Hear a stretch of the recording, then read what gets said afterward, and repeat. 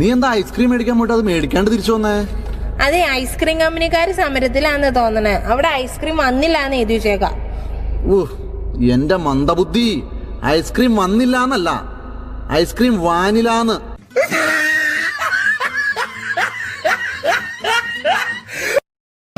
അങ്ങോട്ട് എന്നെ നീ പേന വെച്ച് എഴുതുന്ന പ്രായമല്ലടി, കല്ല് പെൻസിൽ വല്ലതും എടുത്ത് വെച്ച് എഴുതും.